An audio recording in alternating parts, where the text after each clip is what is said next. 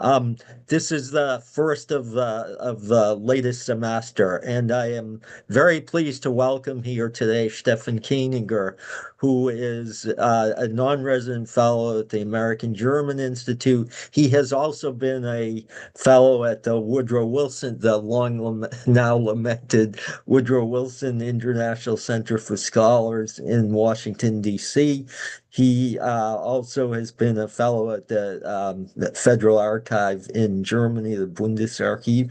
So he has held many research positions, and over the past decade, he has published three books, all of which deal with European security, various dimensions of European security.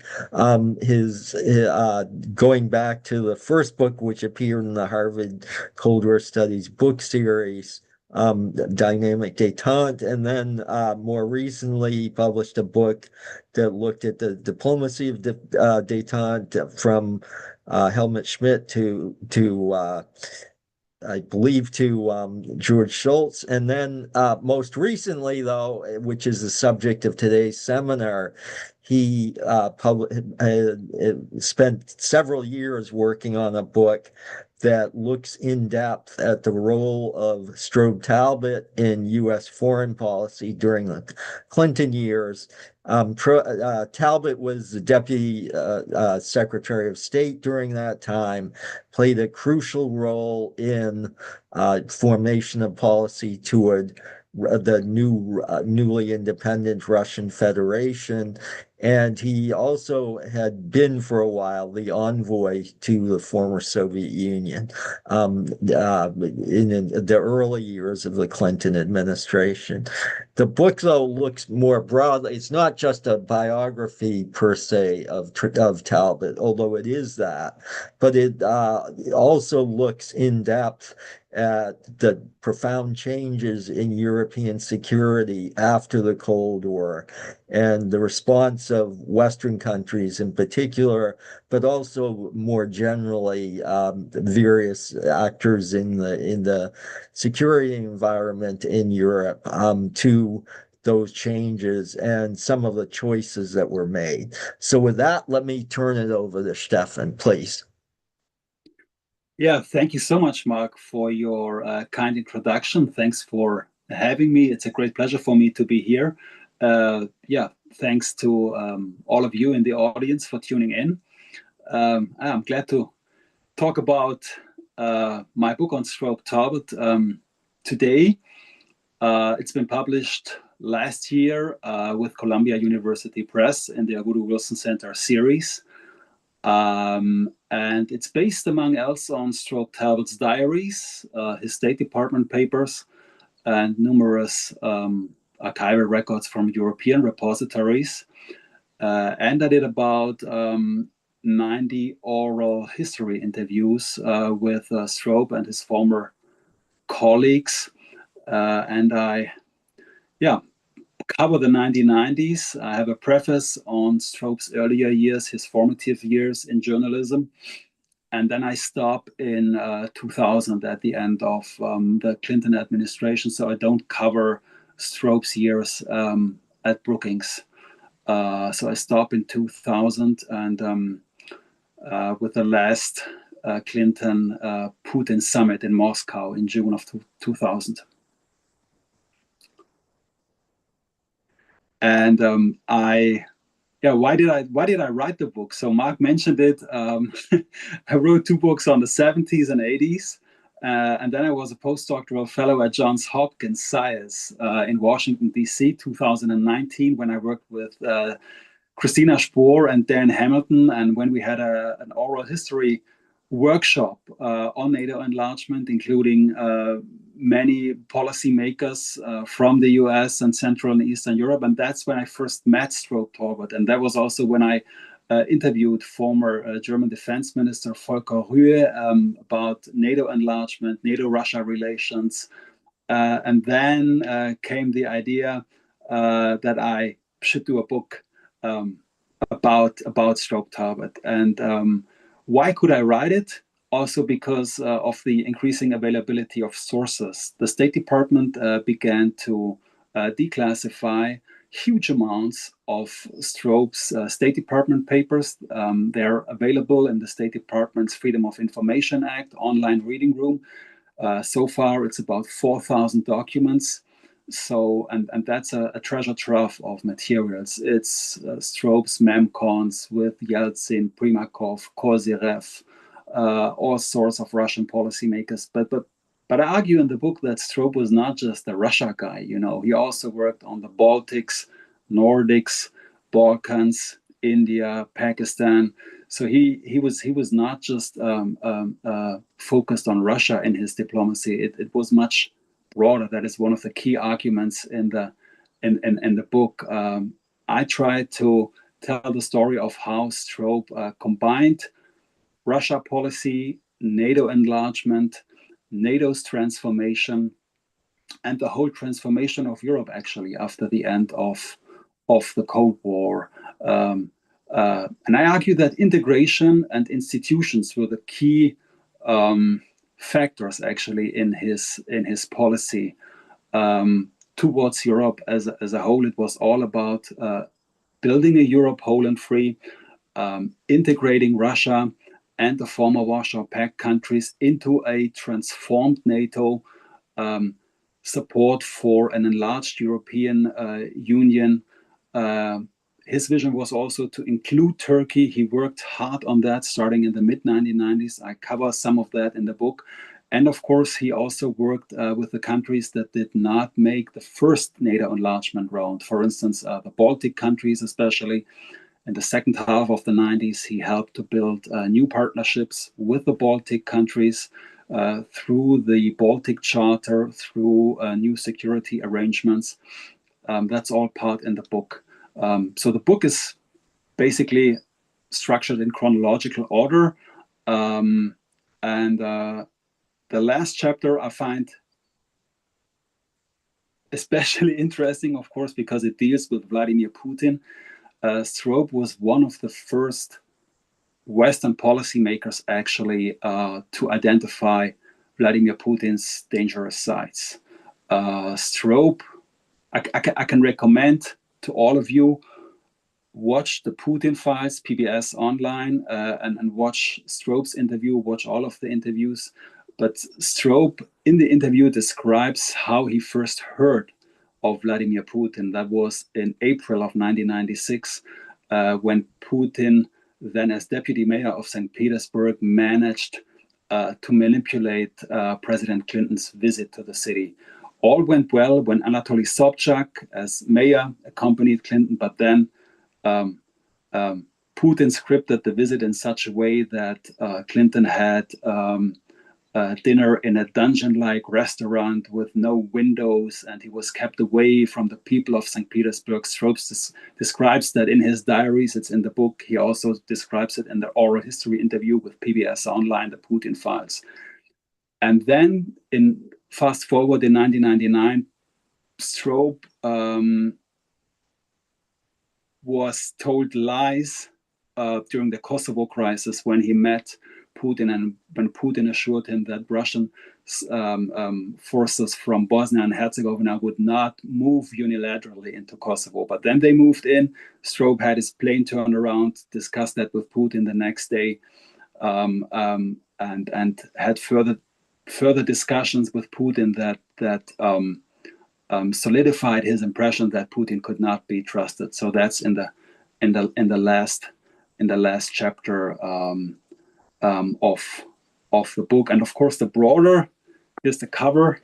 The broader context is, of course, securing peace in Europe. One of the key arguments is that Europe was not secure after the end of the Cold War. End of the Cold War did not resolve many security issues in Europe. The Bosnian and Kosovo wars amplified that. Loose nuclear weapons were a severe danger. The negotiations between Russia and Ukraine were crucial in that regard. So I tried to cover several dimensions of Stroop's effort to build a lasting peace in Europe, and based based on his diaries and the State Department papers. One more note on sources. Stroop has recently donated his diaries to Yale University's Beinecke Library.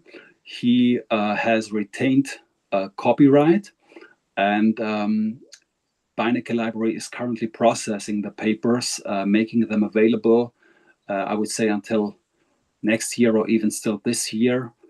So these papers will become available. Stroop granted me access to the materials from the 1990s, and that's about 5,000 pages of materials, actually. So that's also a treasure trove, and giving us new insights on crucial episodes. Just one example, for instance, we tend to take the Clinton-Yeltsin partnership for granted, these 18 summits in the 90s, but when you read the diaries, you can see how contested all of this was, and how contested, for instance, the first Clinton-Yeltsin summit was in Vancouver in April 1993. Stroop argued in favor of convening that summit, but there were others in the Clinton administration arguing against it, including Secretary of State Warren Christopher, National Security Advisor Tony Lake. They believed that it was too dangerous for Clinton politically to meet Yeltsin at such an early point in his presidency, and they made the case for Clinton to stay away from Yeltsin, who was in deep domestic trouble against the communists and the revisionists in Russia. So that was all contested, and Stroop argued in favor of convening that summit.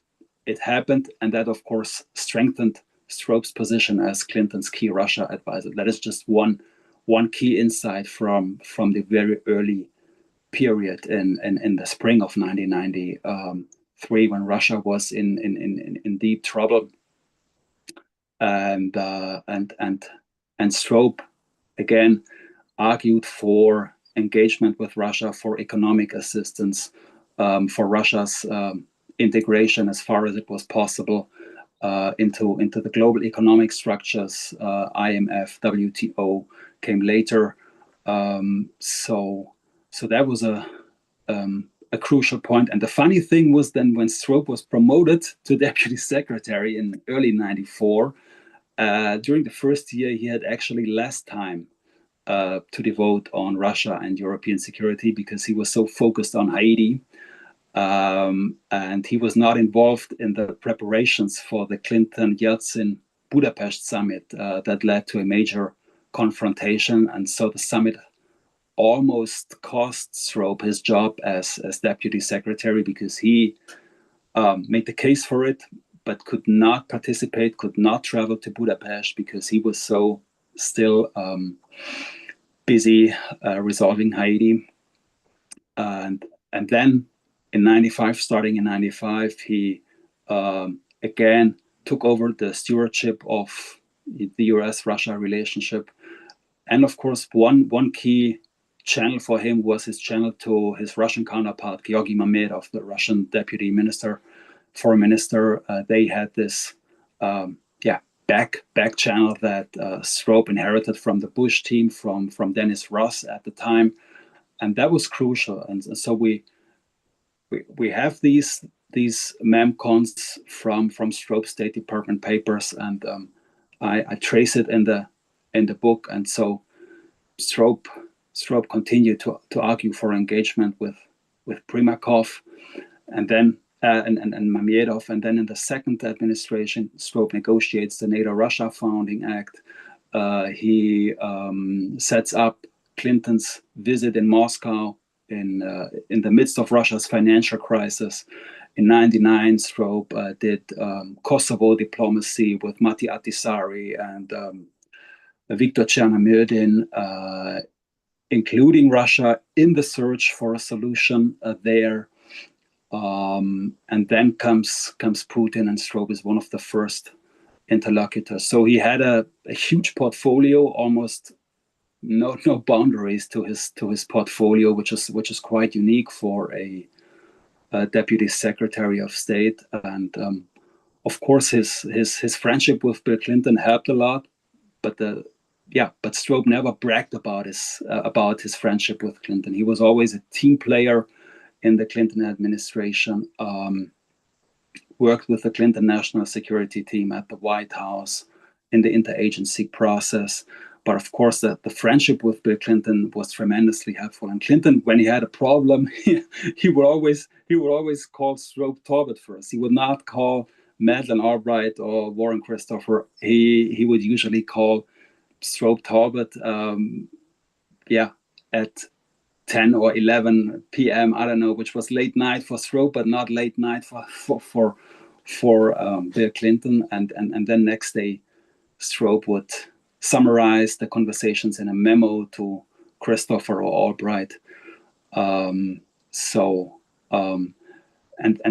I had the chance to interview Bill Clinton 2 years ago about Strobe, and the funny thing about their relationship was that their friendship remained the same during 8 years in government. They were still borrowing books from each other, were still needling each other occasionally, and that's quite something. I think that their friendship remained the same or got even stronger. I would argue, so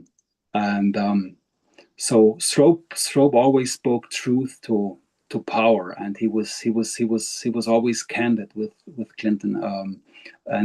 My sense is that Clinton appreciated that, because a president does not have so many advisors that can do that, and that can be that candid and open.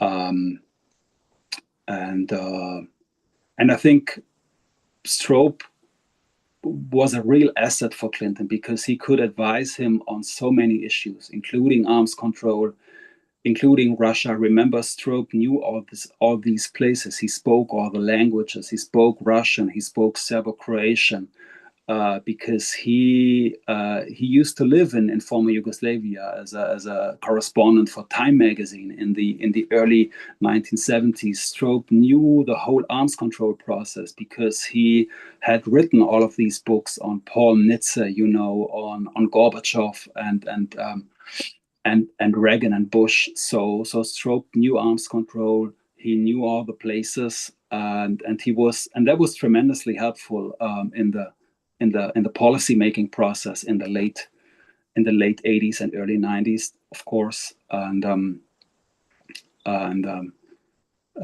cover that in the preface. So Strobe's background was an asset for the whole Clinton administration, especially with regards to Bosnia, Kosovo, Russia, arms control,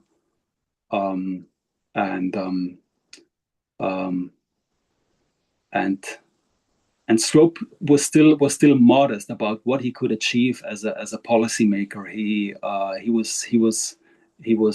was always modest, did not brag about his achievements, and was a real team player. Okay, if you could say more, Stefan, about some of the outcomes of the policies that the Clinton administration pursued, both Strobe Talbot, but more generally the Clinton administration on security issues in Europe. Or if you want to talk more generally, but I'm thinking of such issues as the war in Kosovo, the enlargement of NATO, the enlargement in several respects of NATO, the expansion of not only the increase in membership, which was quite limited during his time in office, during the Clinton administration, only 3 additional members, but the expansion of its duties, which was quite significant, that is, it got involved in roles outside the traditional scope of NATO. And then also on the questions of dealing with the Russian Federation more generally. So if you could comment on each of those and how you deal with it in the book, and also how you think about it in retrospect. Right. Great questions, Mark. Let's start with NATO enlargement. NATO enlargement was not foreordained. We may take it for granted when we look back, but at the time it was not foreordained. There was a huge policy debate on NATO enlargement at the outset of the Clinton administration. NATO was hesitant to enlarge and to open up because it was hesitant to adopt new commitments after the end of the Cold War. During the recent decade, we have heard Russia's grievance narrative that NATO wanted to humiliate Russia and was out to defeat Russia. That's not true. That's not true. NATO was so hesitant to enlarge.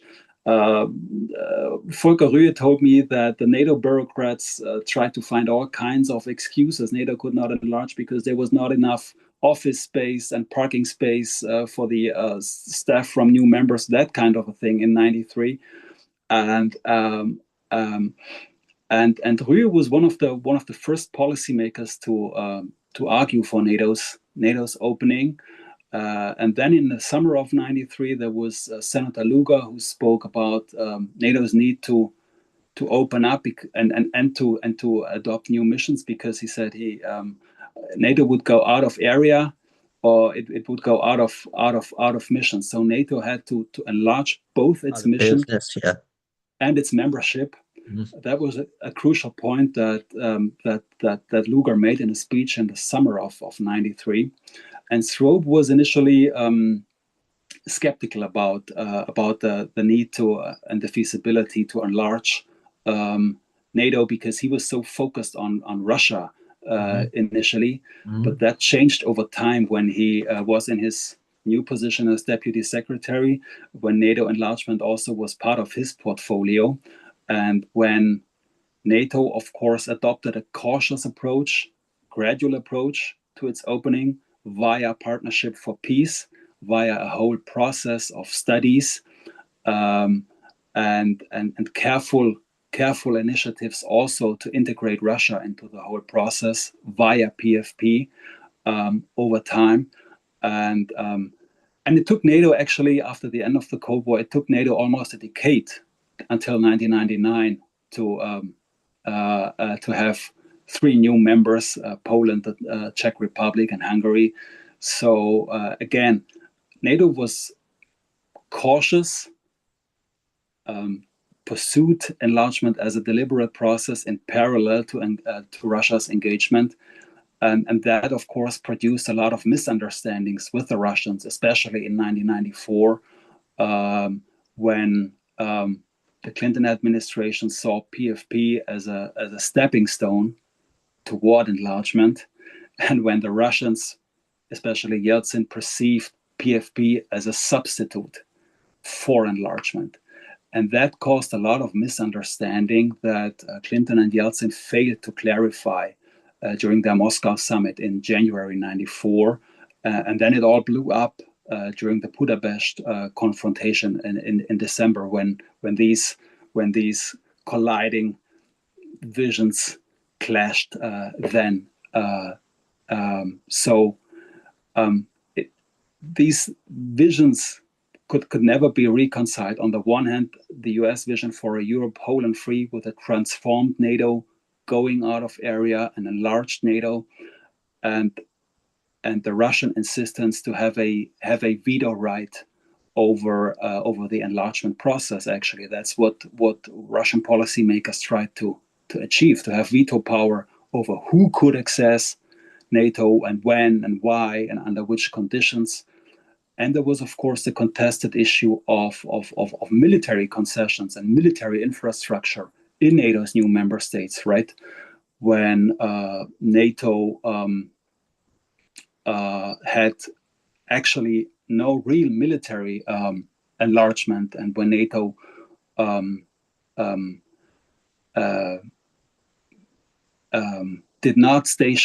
when NATO agreed not to station permanent military forces in Central and Eastern Europe, not to deploy nuclear weapons, not to enlarge its infrastructure. These were all major concessions that the Russian side did not appreciate at the time, because the Russian goal was to really cut out NATO's military teeth and to have several classes of NATO membership, and try just to try to give the new member second-class member status. So this was a contentious issue throughout the 1990s, when Yeltsin also asked Clinton not to admit the Baltic countries in the future, and Clinton refused that because NATO's open door policy was such a crucial factor for him. So the NATO enlargement issue is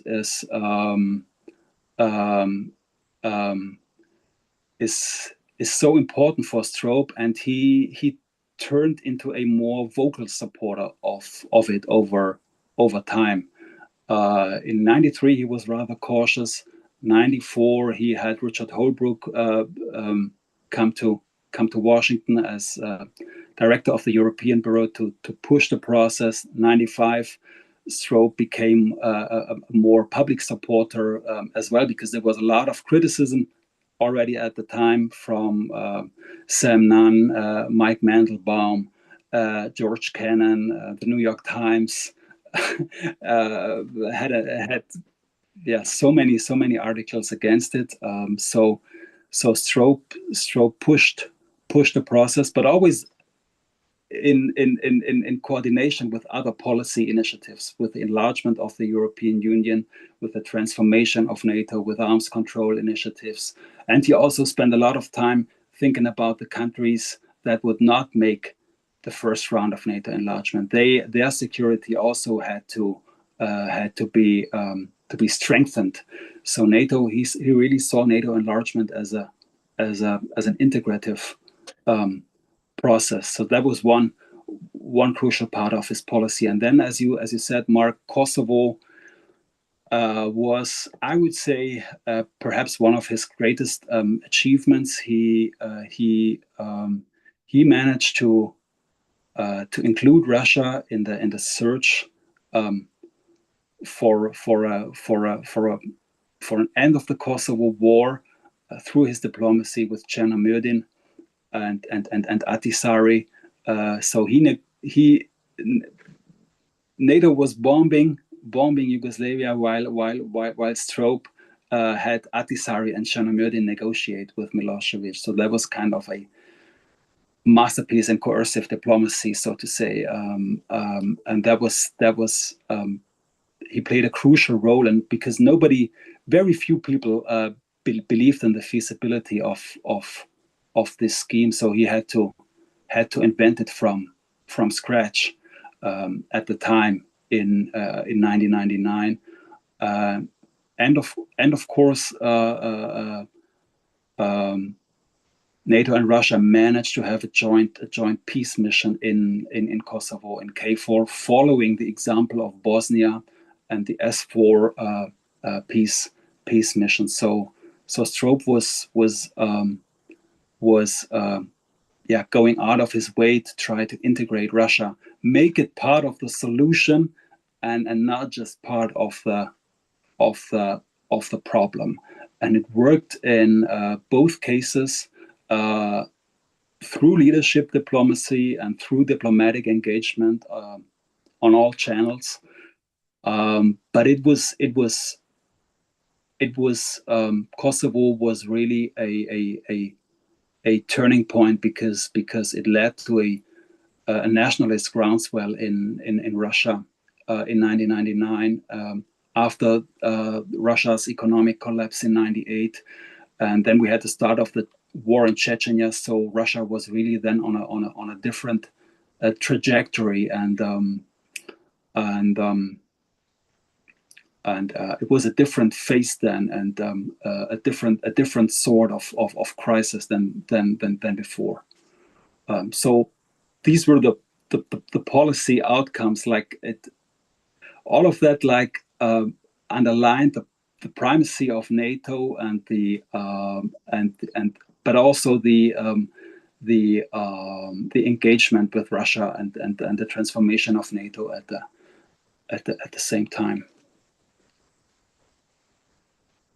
Okay, so let me ask, as you mentioned, Senator Lugar, but it was also then Senator Biden joined together in arguing that either NATO enlarges or it goes out of business. Uh, Prior to that, sort of that sentiment in Congress, Strobe Talbot not only had not been a supporter of NATO enlargement, he had actively opposed it. Um, he wrote against it. There are memoranda that you've seen, I know, that in which he had quite actively opposed it. Then, about a year and a half into the administration, he switched his position. And I was quite startled at that point to see an article under Strobe's name in I believe it was the New York Review of Yep. Books, making the case for NATO enlargement. So, can you account for what was it? Was it simply the persuasiveness of Lugar and Biden, or was it some shift in political calculus with the midterm elections coming up, or with Clinton's reelection approaching in 1996? What was it that caused him to change his position on that? Um, all of that, actually, a combination of all of these factors caused the shift in his thinking. Several factors combined, as you said. Plus, I would say his work on Bosnia, starting in '94 as deputy secretary, he really acknowledged the importance of NATO as a tool to project stability. That was so Bosnia, the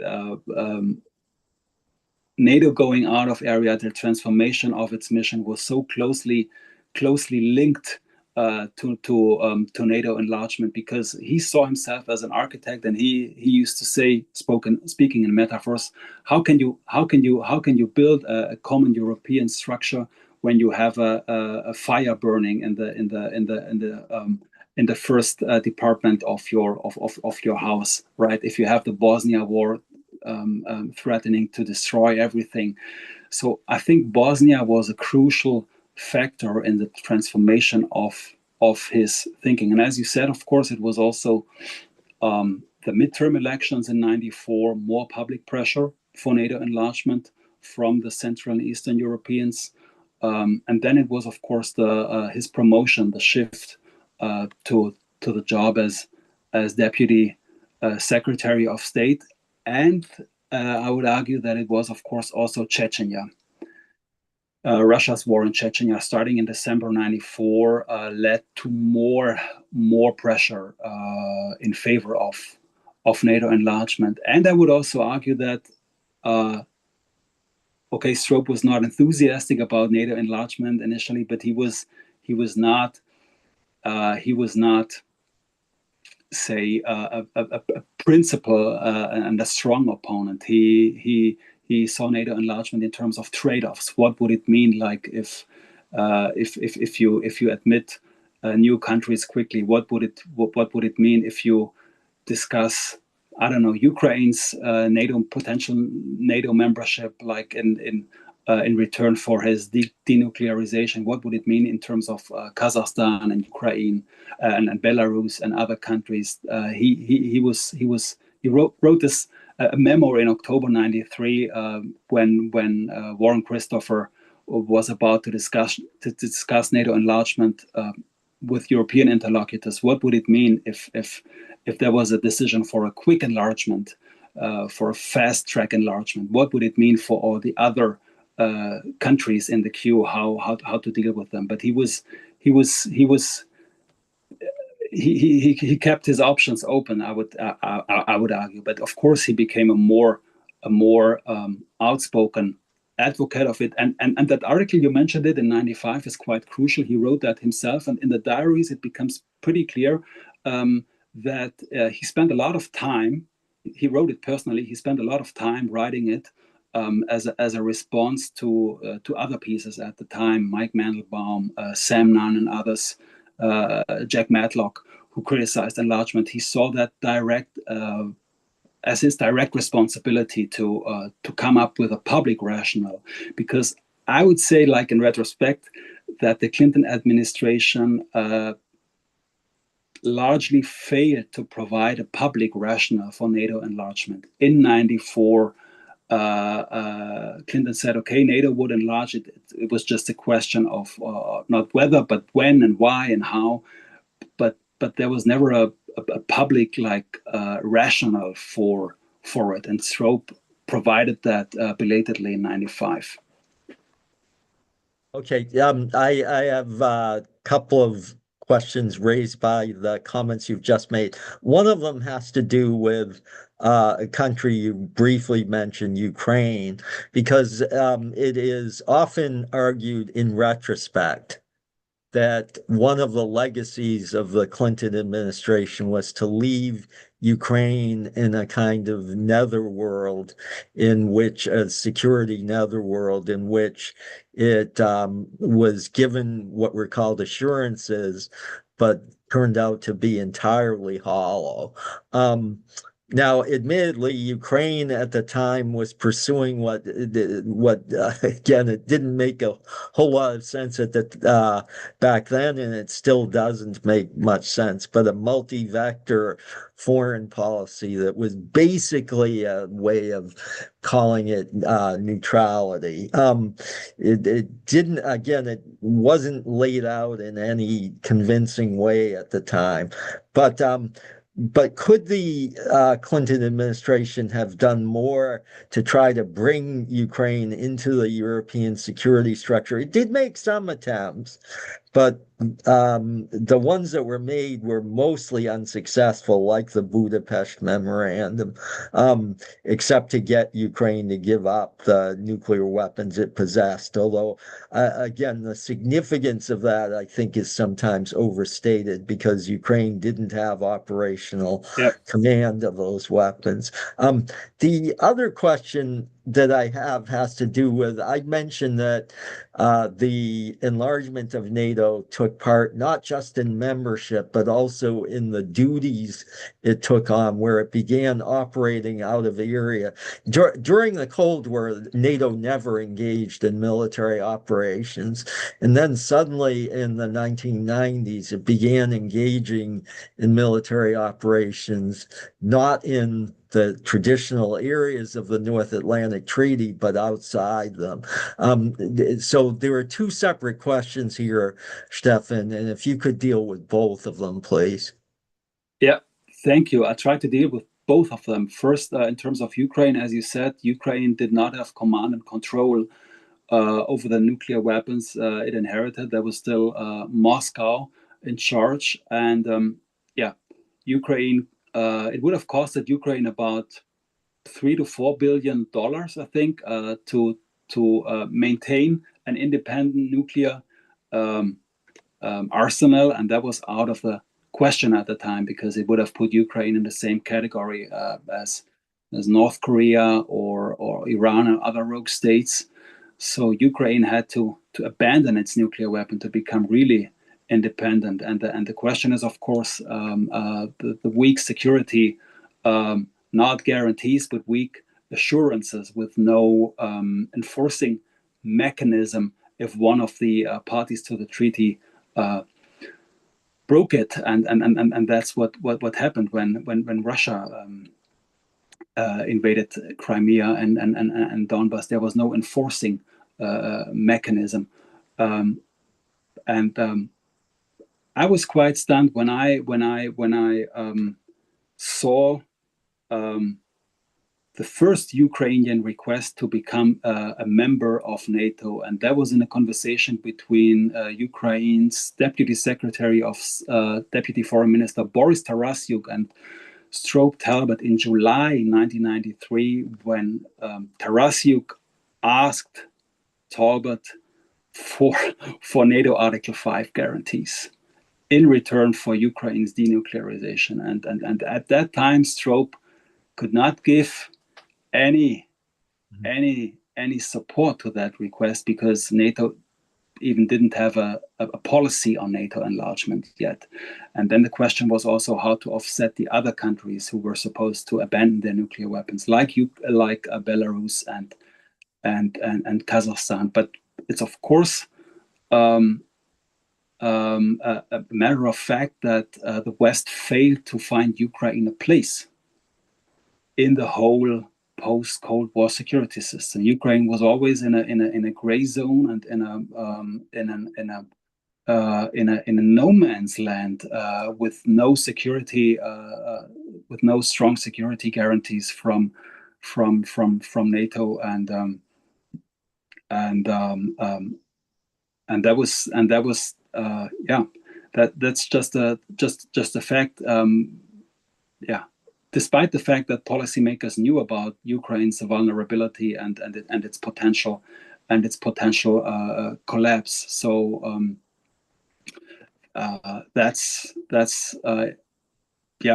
it's just a fact that we have to acknowledge, looking back, that Ukraine didn't have a place in the post-Cold War security system, and that's still the question today. How does it fit in? Where does it fit in?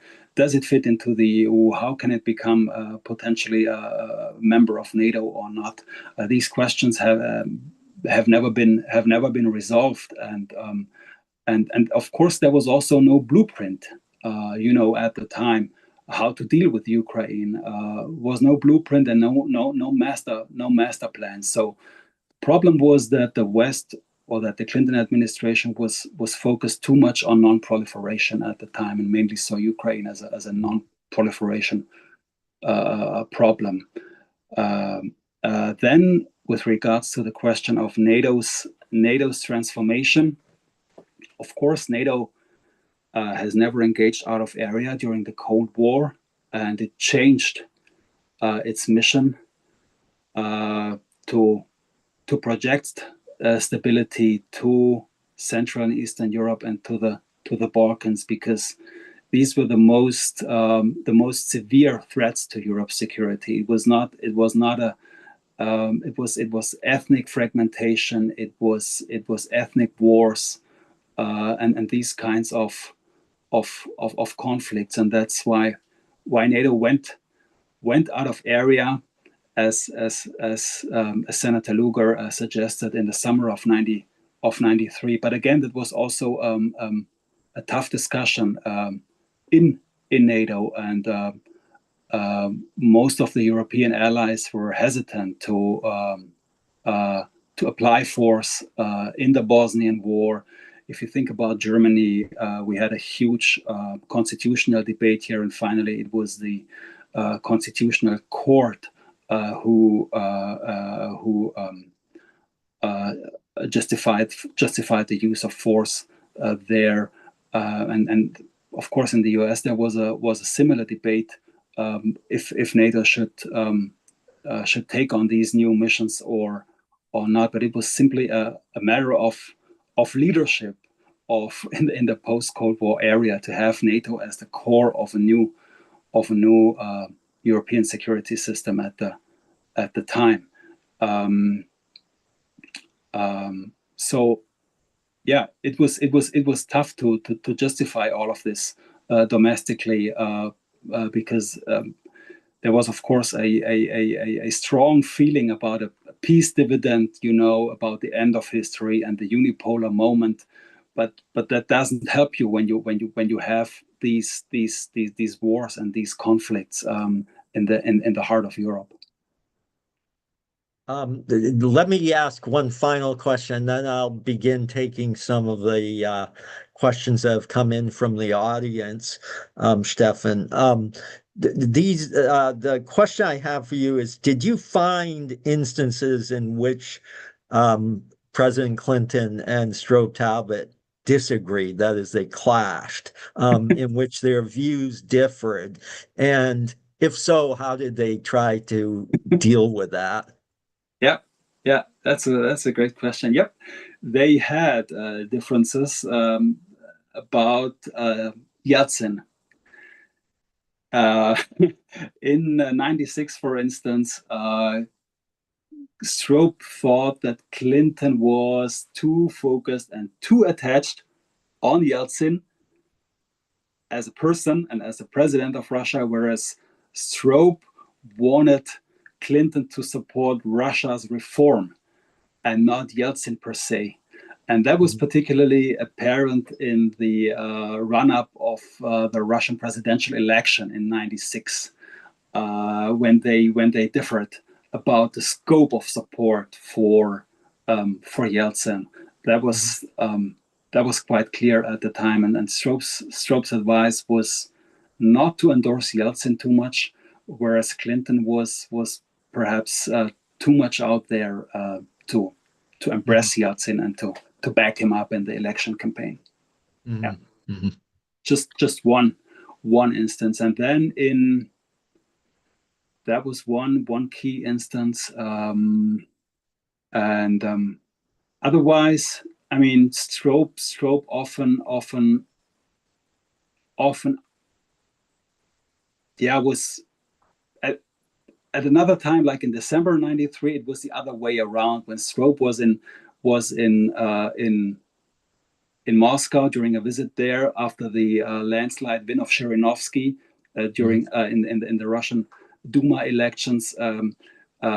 Clinton was teasing Talbot, and he said, like, Strobe, I thought you had that thing under control. when after Zhirinovsky's when Strobe himself admitted he was often giving Russia the benefit of the doubt, whereas Clinton was rather cautious in December '93. So these two instances come to my mind. Okay. So let me ask then one final question, and then I will open it for questions from the audience. Which is the final year or so, a little bit more than a year of the Clinton administration came when the second war in Chechnya was already well underway. Yeah, There was the rise of Putin, the unexpected transfer of power from Yeltsin to Putin. How did both Talbot and the administration more generally interpret those events, that things were going to go badly off track, as eventually they did, but not immediately, it yeah, seemed. And so, what was the sort of outlook in the Clinton administration at that point, that final year? yeah. Uh, the outlook was, and the assumption was that Putin's presidency could well imply the end of Russia's reform trajectory. That was pretty clear from the beginning. That was pretty clear for the key decision makers in Washington. They Talbot, Clinton, Albright, Talbot's other Russia advisors, they all were skeptical of Putin because Putin did not have the credentials as a reformer. They perceived him as the KGB guy, as the paranoid counterintelligence officer that he was, and they thought that Putin could not change his spots. So there was a real concern uh, over the long term future of Russia. And what was also stunning was that nobody in Washington saw it coming. Nobody was informed when Yeltsin announced Putin as his successor. That came as a complete surprise. Mhm. Despite Stroop had these excellent channels to Moscow, he was not told anything in advance. I could not find any evidence, neither in the diaries nor in the State Department papers nor elsewhere. Nobody told him. Hmm. Hmm. Okay, good. All right, let me give you some questions from the audience. Yeah, some of these I think you've already addressed, but I will nonetheless raise them. The first question is the book based solely on Talbot's diaries and papers? Did you interview any critics or use other papers? Do you, as an analyst, have any critique of Talbot's views and actions? I mean, I think you did make clear that you used many other papers Yeah, besides his diaries yeah. and papers. However, if you could maybe go into again sort of an enumeration of the various sources he used. Right, right. Um, I used, of course, tons of materials from the Clinton presidential libraries files, Clinton's memcons, then the files on Russia, on NATO, on European security. I used German and British papers. I used papers of Ron Asmus, who worked on NATO enlargement for Strobe and at the RAND corporation before that. Unfortunately, I could not interview Russian policymakers after the start of Russia's war in Ukraine. I tried to reach out to several of them. The only one who spoke with me from the former Russian side was Andrei Kozyrev. He spoke with me. That was great. But from the other ones, nobody dared to speak with me. I spoke, of course, also with Baltic policy makers, former Estonian President Ilves, who pushed for a more vigorous NATO enlargement process and for more for a bolder US approach, and who clashed with Strobe, and so did, of course, Lennart Meri, Estonia's former president. So the Baltic policymakers, for instance, were pushing for a more vigorous approach, and so were, of course, some senators who, or Zbigniew Brzezinski, spoke with Zbigniew Brzezinski's son Ian Brzezinski, who worked on Congress and who was critical of Partnership for Peace, and which was called by the critics at the time, quote unquote, Partnership for Procrastination. So I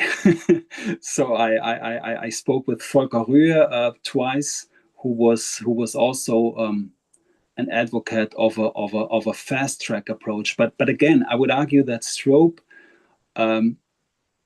managed to combine several approaches, and he also had advisors with different backgrounds. Someone like Ron Asmus, who really pushed for NATO enlargement and for a fast track enlargement, and other advisors who were more focused on Russia, like Jim Collins or Steve Sestanovich. So he had also deliberately advisors with different judgment and different backgrounds to give him the best policy option. That's also a crucial point, I think, that he deliberately chose to have different viewpoints among his advisors for him, to have the best policy options. Okay. Do you did in your view, Stefan, and perhaps also Strobe Talbot's view, did the United States stay committed to Boris Yeltsin longer than it should have? Was there a point in which the United States should have recognized his weakness and looked for alternatives other than Vladimir Putin? Oh, wow. That's a good one. Yeah. Strobe, time and again, he argued that they had to look out for the next generation of Russian policymakers. Especially after the 96 elections, Strobe intensified his contacts to Anatoly Chubais and Boris Nemtsov. to get rid of this Yeltsin-focused policy, or to look out for new faces among the Russian reformers. That was quite stunning in 97. After Yeltsin also had severe health problems, of course, quintuple bypass surgery, and he was out of business for 6 months. And when it was not really clear whether he could come back, or how the West should really deal with Yeltsin in 97, and Stroop was again later on in 98. He backed up the Russian reformers, Kirienko as a prime minister, and other new faces. But of course, there is something to it that it was often too focused on Yeltsin. But on the other hand, what was the alternative? That was just you have to deal with what you got as a president there. But yeah, it was perhaps too focused on Yeltsin during his first term. Yeah. So next question. This deal, the questioner acknowledges that he missed the very beginning, but and that you may have already addressed this, but I don't think it really was addressed. So let me ask the question: is dealing with the question about Russia's actions in Transnistria and Moldova, and also almost simultaneously in South Ossetia. The questioner has it wrong, but South Ossetia and Abkhazia, in Georgia, and also a bit later in Tajikistan, that Russia's military actions at that point already seemed to betoken this attitude toward the former Soviet Union, that was where the countries weren't treated as real, that somehow Russia had this sphere of influence there and could exercise its dominion without challenge from the West.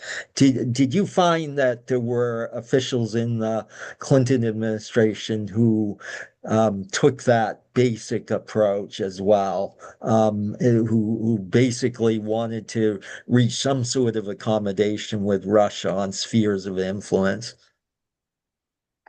Spheres of influence. As far as I can recall, and I can recall the sources.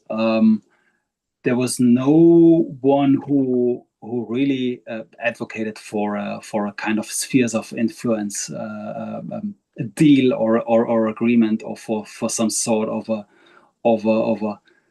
I don't know, Yalta type of agreement with regards to Russia's sphere of influence. There was no one who advocated that, actually.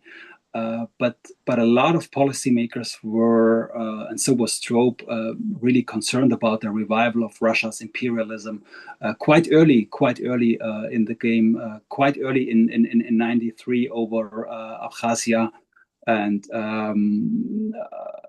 Georgia, when that started. For instance, from the German sources, I can vividly recollect a transcript on the World Economic Summit in Japan at that time, when Clinton and Kohl confronted Yeltsin with Russia's action in the Caucasus, asking him what was Russia, about Russia's aims there, about the use of force, and how Yeltsin could demand for billions of Western loans and financial assistance at the same time. So trying to establish some conditionality there between financial help from the West and Russia's imperial behavior in its near abroad and in the Caucasus. And so I think that Clinton and Kohl should, like in retrospect, should have been more vigorous about that at such an early point in time, when the West had more leverage and had the financial leverage also. They should have push this stronger, this conditionality, denying financial help and further support if Yeltsin continued to send his troops to all these places in Russia's near abroad. That should have been made clearer, and that's a point where the West was simply too kind, I think. Mm-hmm. I mean, the very phrase near abroad Yep. conveys this kind of sense that these aren't real countries that we're Yep. dealing with. They're just sort of objects of Russia's hegemony. Yeah. And in my sense, from having looked much less extensively than you have, but through some of the materials from the Clinton years, was that there were some figures like Warren Christopher and others who were perfectly willing to go along with that. Warren Christopher, I should just clarify for the audience, was the first Secretary of State under Clinton, and Madeleine Albright was the second. So in the second term, she had a much less accommodating position than Christopher did. But Christopher wasn't alone, I think, in that regard. Some of it had to do with the kind of natural reaction that you would find after this demise of the Soviet Union after so many years, where people would just welcome it and would be willing to go along with what the Russian Federation was doing, as long as it didn't go too far. But anyway, that's my sense of it, Stefan. So, okay, there are quite a few questions still to get to here. So let me move on. George Kroll, who is a former U.S. diplomat and the U.S. State Department official, asked, did Talbot suffer from any misconceptions, illusions, or failures regarding European security and Russia and the former Soviet republics? That is, how would you grade him overall? As well as specifically, were there specific issues on which he may have misjudged things? Perhaps, I mean, in retrospect, it's easy to argue that he sometimes overestimated Russia's willingness and capacity to reform. In times of crisis, especially '93 during Russia's constitutional crisis. But again, I think in my sense, it made perfect sense to engage with Russia just to also to minimize the risk of nuclear proliferation, to minimize the risk of the communists or nationalists taking over Russia. So it made sense to engage Russia. Also made sense to engage Yeltsin, and of course it made sense to open up NATO and to transform it in parallel, to have kind of a hedge also in case Russia turns bad again. And that was something that was on Stroop's mind permanently, the danger that Russia could go back to its imperial past. And that's why he pushed for NATO enlargement, especially since the mid 1990s. So I think that Stroop and Clinton did the right thing to pursue these dual tracks of opening NATO and engaging Russia, transforming NATO as well. The problem was just that that Yeltsin picked the wrong successor, and that Russia was, due to its history and institutional shortcomings, was not able to stay on the boat and to continue the reform trajectory.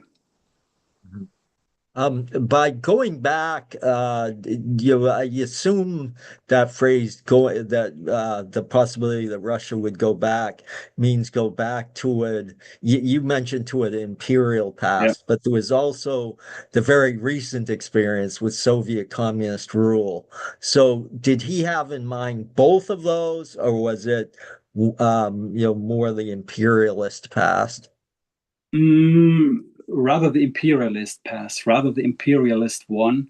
Yeah, yeah, and because Yeltsin was like in the mid '90s, Yeltsin spoke about that more openly. There's one stunning conversation from April '96, also when Stroop visited Yeltsin, and when Yeltsin spoke about Russia's greatness, and gave a like a 50-60 minute long talk about the revival of Russia's strength. That was a point when Stroop's alarm bells began to ring, and when he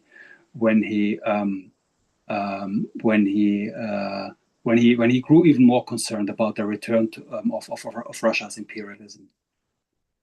How did and again I'll get to there's still some questions to get to, but let me ask, how did because very early on, even before Clinton took office, there were quite ominous statements from Russian policymakers like Yevgeny Primakov, who was then head of the Foreign Intelligence Service, also to some extent by Yeltsin himself.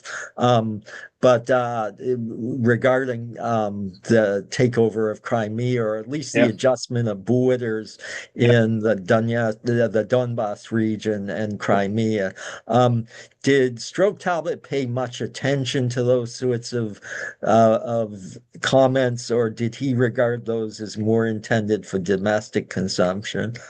Because later on they proved to be extremely important, Yeah, but at the yeah, time it wasn't entirely clear that yeah, where they would lead.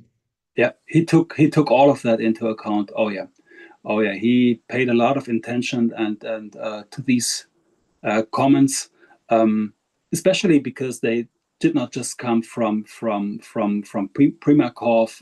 and the hardliners. They also came from reformers such as Kozyrev and and even Yavlinsky. They all agreed on the necessity for Russia to have Crimea, or to have a military presence there, or to reach out. I don't know, to basically not accept the sovereignty of Ukraine. I found one incident, that's April '95, when Andrei Kozyrev speaks about Ukraine's leaders, about Kravchuk and Kuchma and Zlenko, and that he could not host them as foreign visitors in Moscow, because they all had family there, and in a social cultural sense they were all part of Russia. And the same applied to policymakers from Kazakhstan and elsewhere, and that was quite stunning to me to to read this. So I think, okay, it's not just the Primakovs and the military people. It's also the Kozyrevs of and the reformers, and it's of course also Gorbachev and the people around Gorbachev, Yakovlev and Snezhnazarov and yeah, not willing to accept Ukraine's sovereignty, and not able to imagine that there could be an independent Ukraine with friendly ties to Russia, because the expectation was always, okay, if Ukraine really becomes independent, there would be hostility and confrontation, but that was not what the Ukrainians had in mind at the time. So it was just like 70 years of communist and thinking did not vanish even among the Russian reformers. Mhm. Mhm. Yeah, and again, I would argue not just communists. It was also that Yeah, imperialist mentality that has played such an important role in Russian history over the last 500 years. That basically resulted in the formation of this giant empire. And that mentality is very difficult to get rid of. Okay, so let me move back to another question here is this one the questioner says Martin von Tirsch. Mine is a process question. How did the US policymakers, specifically Talbot, periodically review the ongoing NATO enlargement? I should add that it was ongoing only in one stage during the Clinton administration. So this question might be for someone writing about George W. Bush, but review the ongoing NATO enlargement, deciding whether or not to pivot. Um, because again, and again, I assume the questioner is referring to the enlargement of NATO's membership, because I think at least as important was the enlargement of NATO's military actions or the theater, spheres in which it operated, particularly the Kosovo War, which I would argue had a much more damaging impact on US-Russian relations than the expansion of membership did. yeah, Um, but in any case, so did the Clinton administration have in place, this would have been during Madeleine yeah, Albright's time, a mechanism for reviewing what the enlargement in terms of membership meant. yeah, yeah. Great question. There was um, Talbot, um, after the 1997 decision to include um, um, the Czech Republic, Poland, and Hungary. Talbot and Albright and Ron Asmus engaged the countries that didn't make the first round, including Romania, Bulgaria, the Baltics, Slovenia, with an unprecedented level of high level visits and new partnerships as a way to strengthen the reformers in these countries. So it was not a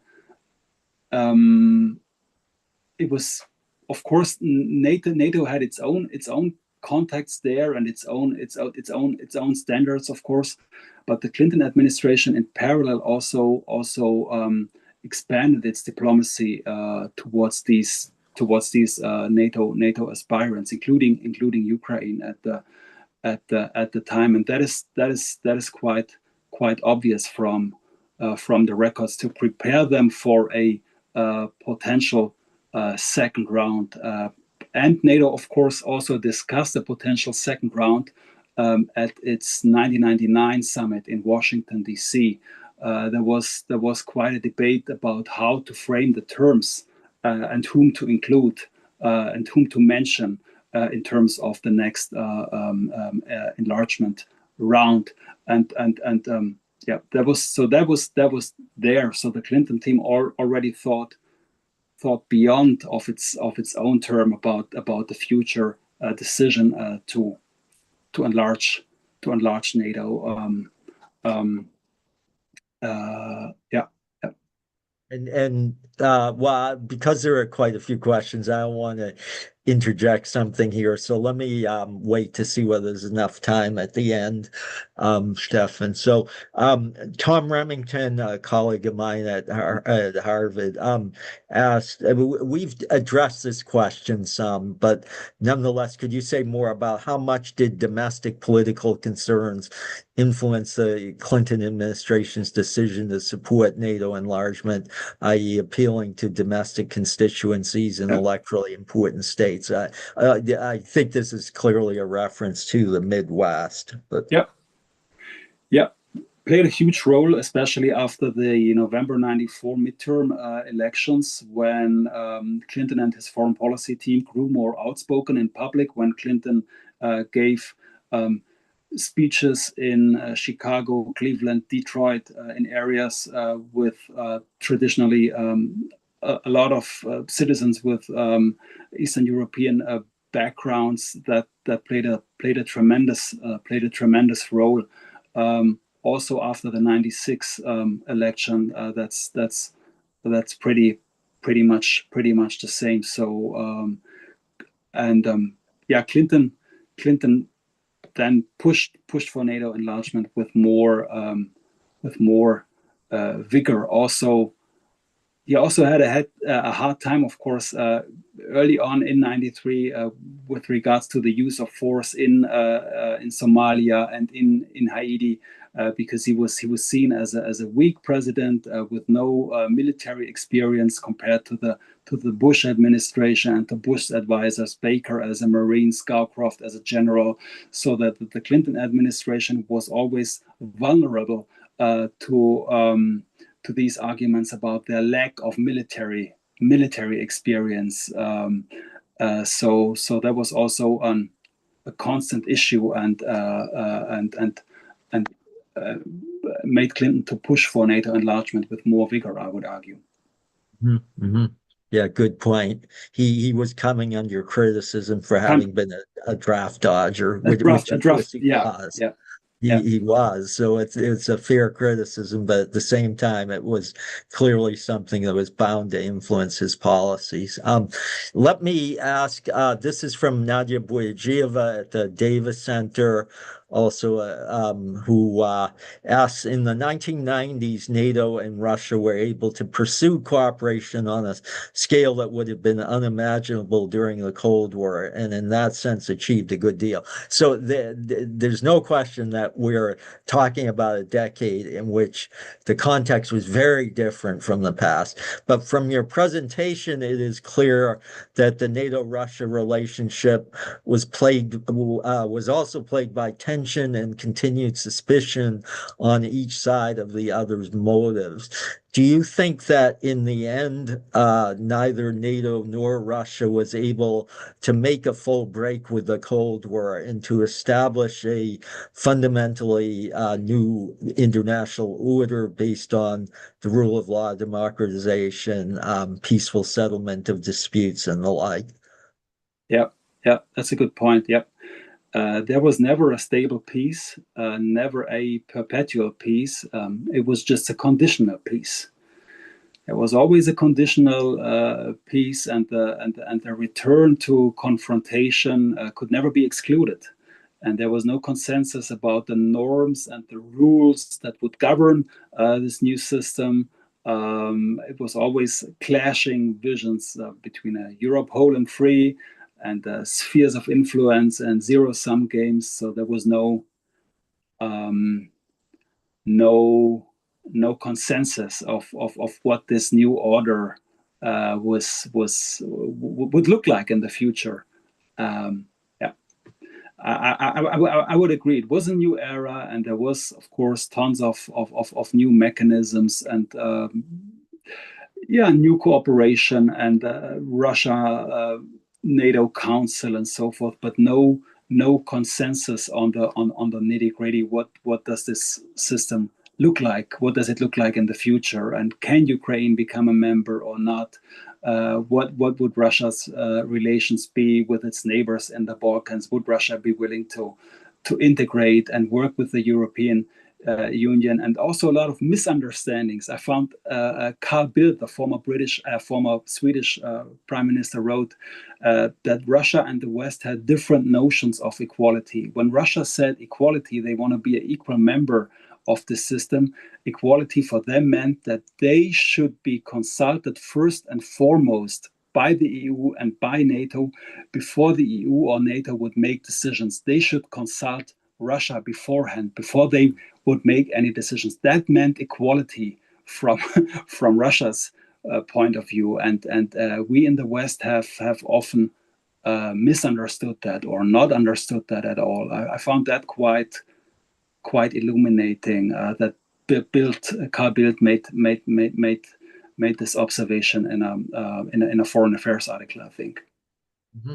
So the Steve Kotkin, the well-known Yep. biographer of Stalin, has made a similar point Mm. about Russia's aims, that it doesn't want to be just another European Yeah. country. It wants to be sort of not even primus inter pares.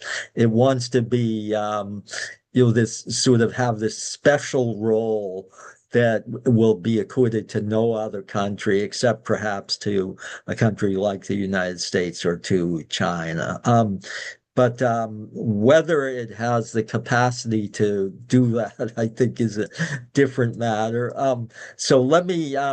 There is a question that goes into the current security situation in Europe, and I hesitate to bring it up because it goes well beyond the book. However, I think it is relevant, so let me Mm. raise it for you, Stefan, which is.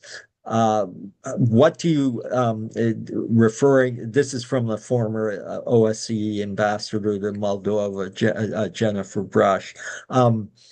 She says that the discussion has been focused on the Clinton administration, but looking at the current security situation, what do you think about the recent comments, not only by Canadian Prime Minister Carney, but by others, about the rupture of U.S. relations with NATO and with Western, the whole Western structures? Do you think there are options now for so-called middle powers that did not exist during the heyday of NATO? I mean, the question presupposes, I guess, that the current state of things will persist after Mm. President Trump is gone. Yeah. And maybe that's a safe assumption, but if you could take account of all of these things in trying to answer it, bringing it back to your book as well. uh, I mean, the rupture is very real. It's there. It won't go away. There's no doubt about it. And yeah, we in Europe we have to adapt, and we have to deal with it, and we have to make our choices. And yeah, I mean the thing is that Trump is right when he argues that Europe has not sufficiently invested in its defenses during the last I don't know 30 to 35 years. Strobe Talbot has made a similar point in 1999 after the Kosovo War in a speech um, at Oxford, when he said, Kosovo, uh, we can't do this again as the United States. We can't carry the burden for Europe's security. You Europeans, you have to do this yourselves increasingly. And that was 1999. So it was before the warnings during the Bush and Obama administrations. U.S. policymakers have kept saying that since the end of the Cold War, basically. And the problem is that Going back before, or during the Cold to War, the early 1950s during the Truman yeah, yeah, administration, the yeah, Lisbon Force goals were right, all you were oriented to that. That was reaffirmed yeah, under Eisenhower and every U.S. president since then. yeah, So it's not unique to right, Trump. He's been more right, belligerent in yeah, doing it, but yeah, the yeah, sentiment has been there for a long right. time. Yeah, the sentiment, right. That was my main point. Thank you, Mark. The sentiment has been there for a long time. The problem is that we Europeans, we have outsourced everything: security to the United States, energy to Russia, and industrial production to China. So and now. Uh, and now we are waking up in a tough spot, and so it's always easy to blame others, but we have to acknowledge our shortcomings, especially as Germans, also, right?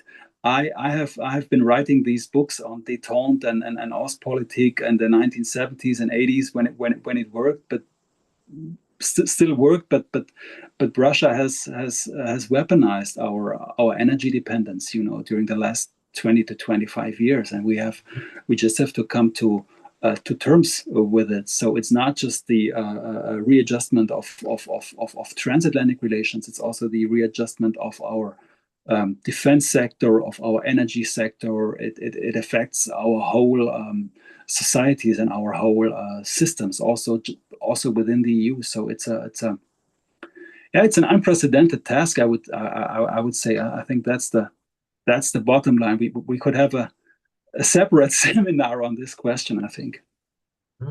Yeah, I think you did just lay out what could be your next book, which would be to look at these various dimensions in which Europe embedded itself that have now turned out to backfire. Yeah.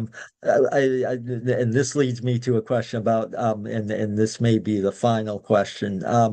Which of those do you think will be the most difficult to undo? My sense is it will be the dependence on Chinese Yep. industrialization, but I Yep. might be wrong about that. But because I was surprised actually at the rapidity with which European countries, not all European countries, but certainly not Hungary, but most European countries did manage to move away from dependence on Russian energy Mm. resources. I think it'll be harder for them to move away from dependence on the United States for security and defense. I'm not sure they ever will, because I am still not convinced it'll continue after the Trump administration. But dependence on Chinese industrialization, I think, is going to be very difficult. Yeah, yeah. It's tremendously difficult because we have outsourced our production of I don't know, chemical goods, of all kinds of industrial products. The German car industry, manufacturing industry is so dependent on China, and yeah, that started again also during the Cold War, in the 70s and 80s, when I remember the first Helmut Schmidt and Kohl visits in China, when German companies facilitated the first joint ventures. I think of BASF or Mercedes-Benz or Volkswagen. They had the first joint ventures in China in 1984, I think, or even earlier. So it's hard to reverse that course for so many reasons. But in terms of Russia, it will also be challenging to sustain the current policy of of having no gas, or very few gas and oil from Russia, because we still have a lot of liquefied natural gas coming from Russia through Belgian ports, for instance, which is then called or labeled Belgian LNG instead of Russian LNG. It's still huge amounts, and as soon as there is a ceasefire in Ukraine, there are voices in Germany, especially in East Germany, arguing for a resumption of gas trade with Russia, right? Because gas prices have risen by, I don't know, 70 to 80% in Germany, average gas prices during the last 4 years. So there will be enormous pressure to resume gas trade with Russia. And in terms of our dependence from the United States, that in security affairs, that's there to stay. As Mark, as you said, that the question is to balance these tasks and to explain that in public, of course, in Germany. Let me because we are now pretty much at the end. I think we have 2 minutes. So let me ask, what was this goes back to the final year of the Clinton administration. what was Stroke Talbot's position on the entry of China into the World Trade Organization? I thought at the time it was a fundamental mistake. I think even more now that it was a fundamental mistake because China did not comply either then and certainly does not now comply with the principles of the World Trade Organization. So, what was his position? Um, he supported it. He supported it at the time, and he worked on China during the last year of Clinton's presidency. Actually, had high level contacts with Chinese decision makers and argued in favor of China's WTO entry at the time, and was a crucial factor. I didn't even mention it in my talk, and it's not in my book, but it's pretty clear from his papers. He endorsed that at the time. It was an important part of his Asia agenda. Okay, very good. You can use that as a stepping stone for your next book when you discuss those dimensions of the way Europe embedded itself in things that have come back to haunt it. So let me thank you, Stefan, very much for your excellent presentation today. Let me thank my colleague Laura Sargent, who helped out a great deal, not least in forwarding some of the questions to me. And let me thank the audience for having come in and for having submitted some very good questions. So thanks a lot, and I will see you for now. Thank you so much for having me. Thank you.